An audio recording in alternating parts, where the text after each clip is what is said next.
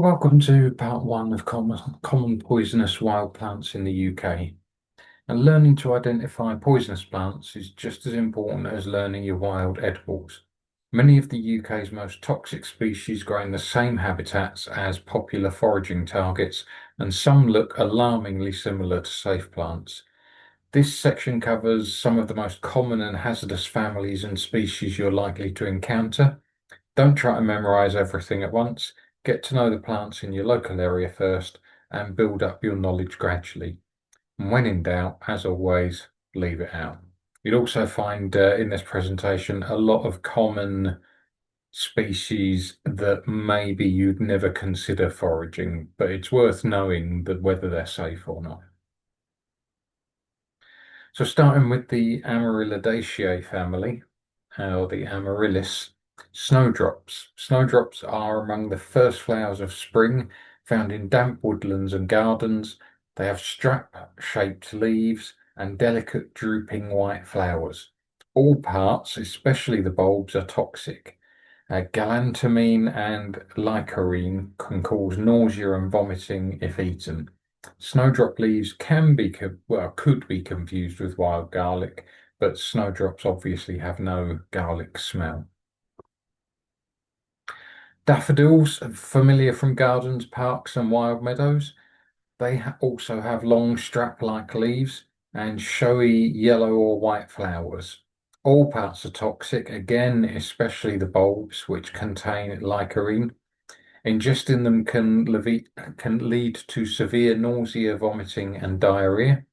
And daffodil bulbs have been sometimes mistaken for onions, and their leaves could potentially be confused with wild garlic again, but daffodils don't have the garlic smell. So some that are potentially less familiar, but are more commonly talked about when we talk about dangerous poisonous plants, and that's the Apiaceae family, or the carrots or parsleys. This family contains some of the UK's deadliest, most dangerous plants, so always be careful with them. Having said that, you're on this course because you're at a more advanced stage, so you're not beginners, so it's time to get down and dirty and start looking at some of the Apiaceae family. So starting with cowbane, Cicuta virosa. Cowbane is a rare but deadly member of the carrot family. Found in wetlands and marshes, it's usually quite a tall plant with hollow stems, divided leaves, and white umbrella-like flower heads. The roots are especially toxic, containing cicutoxin. Sorry, I put my teeth back in. Cicutoxin, which causes violent convulsions and can be fatal. Cowbane is potentially easily confused with wild celery or water parsnips. In the same family, giant hogweed or Heracleum I can't get these names today. Heracleum mantagasianum. So giant hogweed grows along riverbanks and roadsides and waste ground.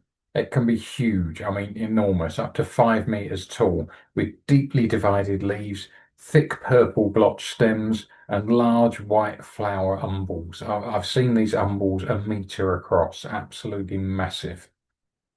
The sap contains furanocoumarins, which cause severe skin burns and blistering when exposed to sunlight. Um, that can actually stay in your skin for up to 7 years. So once you've got it, basically you can't expose that piece of skin to sunlight for up to 7 years. It's pretty horrific stuff. It can be mistaken for common hogweed, which is much smaller and less dangerous. Next, we've got hemlock water dropwort, Oenantha crocata. This is kind of the most commonly talked about one when we talk about poisonous apiaceae because it's one of the most dangerous. It thrives in wet places, streams, ditches, and marshes, and it looks a little bit like celery above ground with glossy leaves and white flower clusters. The roots are thick and tuberous, like wild parsnips, basically. and they're among the most poisonous part of the whole plant. So you've got parsley-like leaves, celery-like stems, and parsnip-like roots. The thing is, though, unlike a lot of the other poisonous plants, hemlock water dropwort actually smells delicious. Don't get me wrong, I've never been daft enough to taste it, but it smells like it's going to taste amazing. But it has toxin, which causes nausea, convulsions, and can be fatal. And it has been confused with wild parsnips and celery, and it has caused fatalities.